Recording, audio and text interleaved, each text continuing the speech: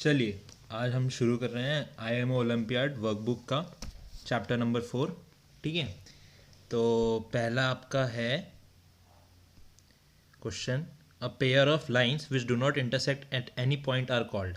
क्या होता है, दो पेयर ऑफ लाइंस है, अगर ये इंटरसेक्ट नहीं कहती हैं तो इनको क्या कहा जाता है, पैरेलल लाइंस, है कि नहीं। ठीक, अब नेक्स्ट क्वेश्चन देखते हैं क्या बोल रहा है। A pair all dash of a circle are equal in measure. क्या होता है, जैसे एक सर्कल रहेगा आपका, ठीक है, तो उसमें सब क्या बराबर होगा, ये इसका सेंटर है, तो उसकी जितनी भी रेडियस है वो सारी बराबर होती है ना। तो इसका आंसर क्या होगा, रेडियस।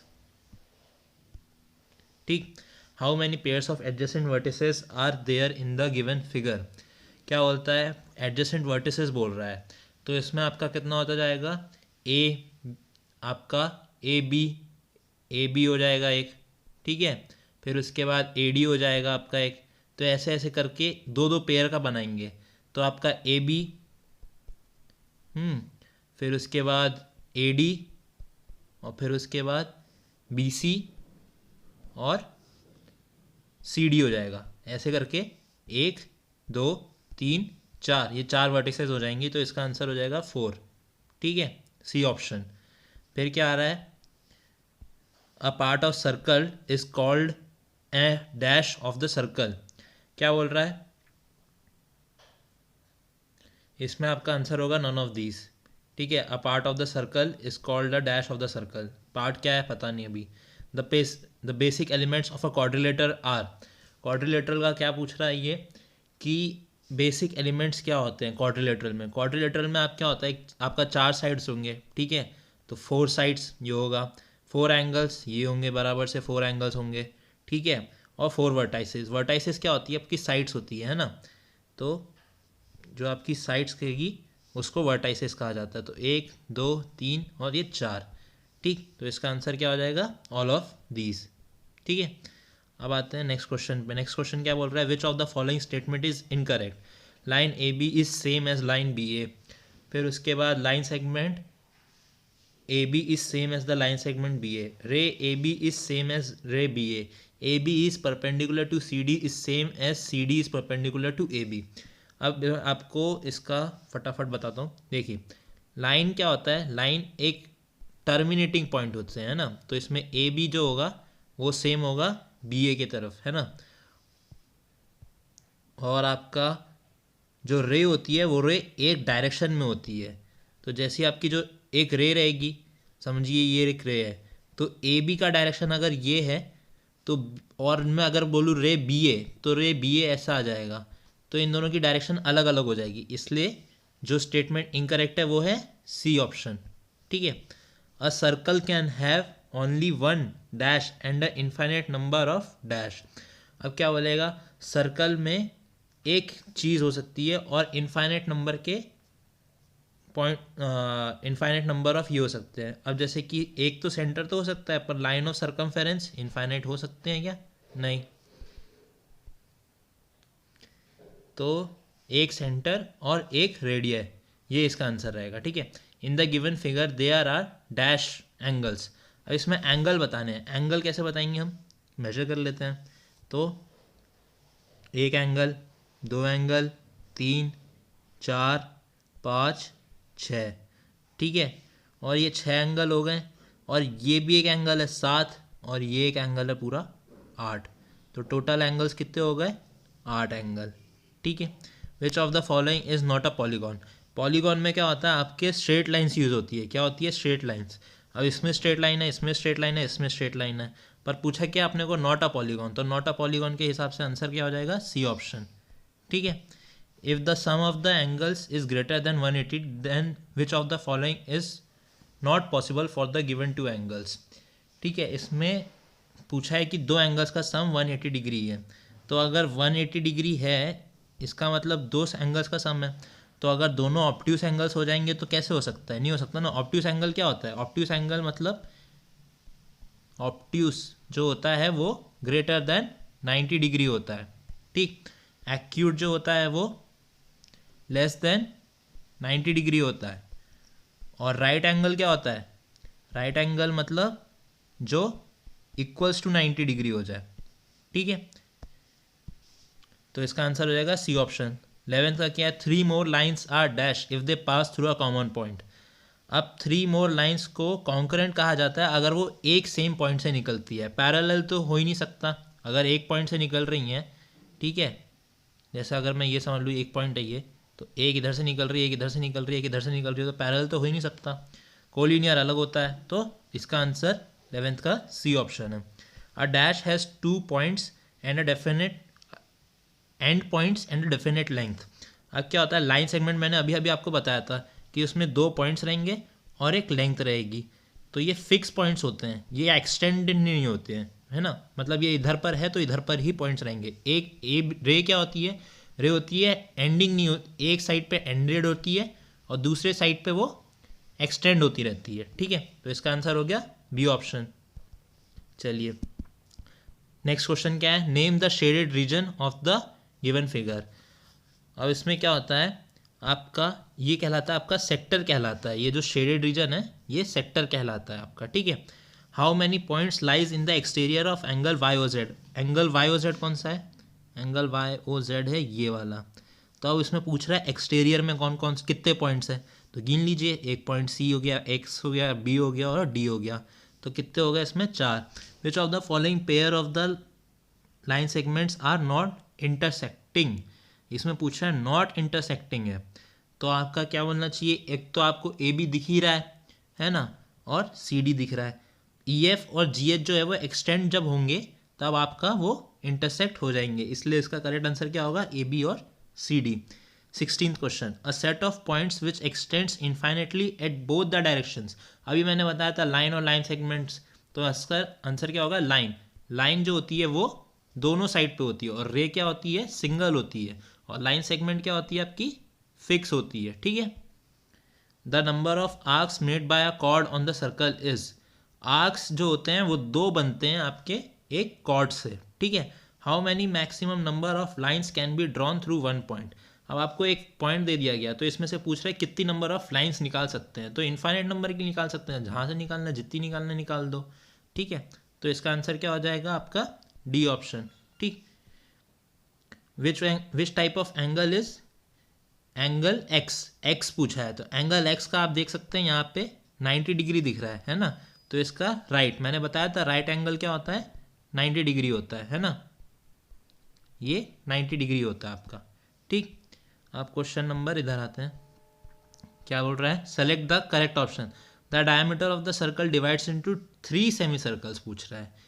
3 सेमी सर्कल्स कैसे हो सकता है भाई, एक सर्कल रहेगा तो उसका डायमीटर सेंटर से निकल रहा है, सेंटर से निकल रहा है तो ये आपको 2 शेडेड पोर्शन कर दे रहा हूँ, जैसे ये दोनों बराबर रहेंगे, है ना। तो 2 सेमी सर्कल में करता है, तो इसका आंसर तो ए तो फॉल्स है, ठीक है। A simple curve is that crosses itself, ये भी गलत है। तो आंसर आपका क्या हो जाएगा, 20 का D. How many figures are close figures. Close figures क्या होंगे, जो बंद हो जाए एक तरीके से, उसका एक सर्टेन एरिया हो, है ना।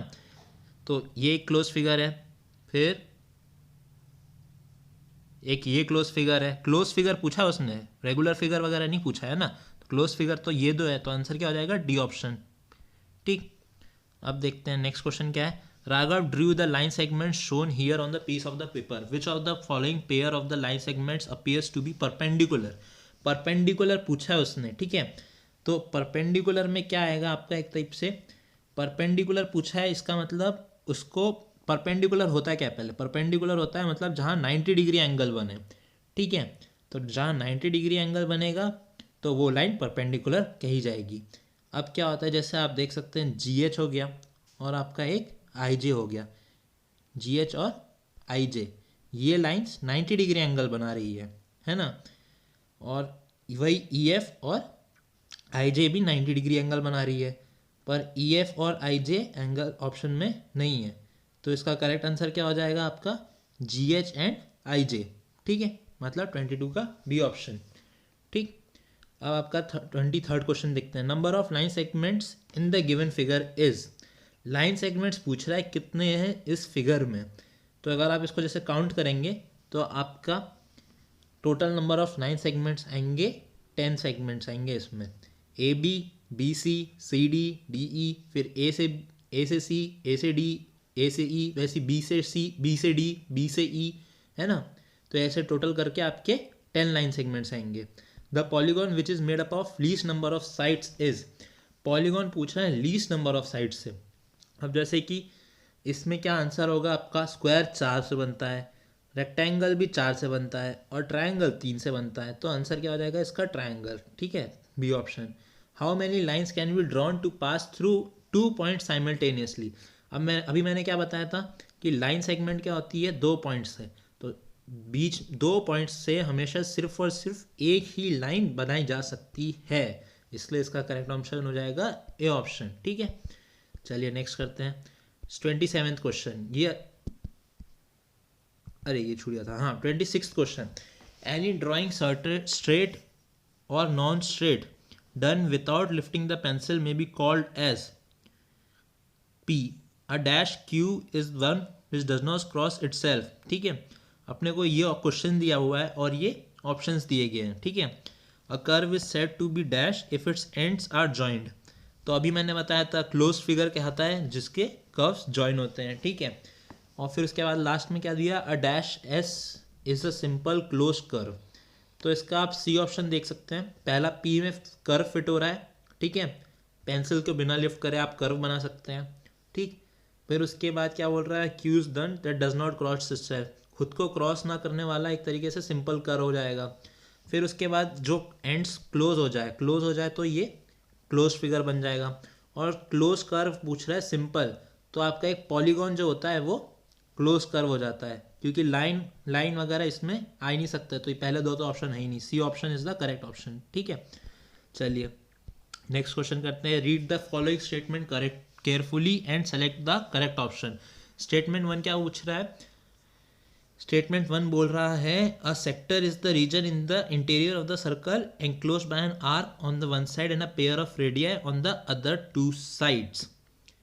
फिर उसके बाद a segment of a circle is the region in which the interior of the circle enclose by an arc and a chord. बिल्कुल सही बोल रहा है। ठीक है, सेगमेंट क्या होता है आपका, जो एक अभी मैंने बताया था सेगमेंट ये होता है आपका। ठीक है, तो ये वाला भी ऑप्शन सही है, और सेक्टर ये हो जाएगा आपका 2 रेडियाई वाला। ठीक है, तो पहला और दूसरा ऑप्शन दोनों सही है, इसके लिए इसके वजह से पहला और स्टेटमेंट दूसरा स्टेटमेंट दोनों सही है, तो आंसर क्या हो जाएगा अपना, करेक्ट आंसर बन जाएगा अपना both statement are true.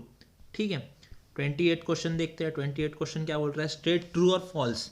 True और फॉल्स पूछ रहा है, 2 distinct lines meeting at a point are called concurrent. ठीक है, और फिर क्या बोल रहा है, the centre of a circle is always in the interior.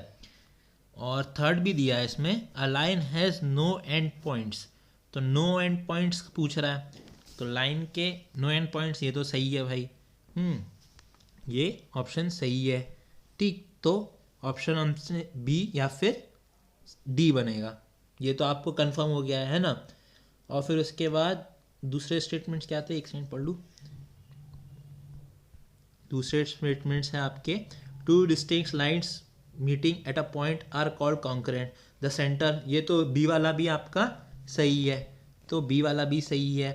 और आपका ये जो है 2 distinct lines meeting at a point are called concurrent lines, ये तो गलत है। अभी आपको मैंने क्वेश्चन में करवाया था इससे पहले वाले में, तो इसका करेक्ट आंसर क्या बन जाएगा आपका, 28 का बी ऑप्शन बन जाएगा। ठीक है, और आते हैं 29 question. Which of the following statements, क्या पूछ रहा है, which of the following statements is false पूछ रहा है। 2 diameters of a circle will necessarily intersect. The diameter of the circle is always in the interior. Every diameter of a circle is also a chord. Every chord of the circle is also a diameter. तो इसका correct answer क्या हो जाएगा, 29th का correct answer हो जाएगा D, क्योंकि अपने को फॉल्स स्टेटमेंट बताना है। हर कॉर्ड डायमीटर नहीं होती है, एक सर्कल रहेगा डायमीटर बड़ी वाली हो चुकी 2 रेडियस से सेंटर से पास होने वाली, और कॉर्ड जो रहेगी जो सेंटर से पास नहीं हो रही है, तो जो कॉर्ड जो होती है वो डायमीटर से लेंथ में छोटी होती है, तो इसका करेक्ट आंसर हो जाएगा डी ऑप्शन। ठीक है, लास्ट क्वेश्चन है, in the given circle which of the following statements is incorrect. A B is the diameter, A B is the diameter, सही है। L Q N is an arc, L Q N is an arc, ये भी सही है। M is the centre of the circle, M centre है क्या, नहीं है। तो इसका आंसर यही हो जाएगा इनकरेक्ट, ये गलत बोल रहा है ये स्टेटमेंट, है ना। तो आपका 30 का आंसर हो जाएगा सी। चलिए अब हम नेक्स्ट चैप्टर चालू करेंगे नई वीडियो में। सब्सक्राइब कर देना चैनल।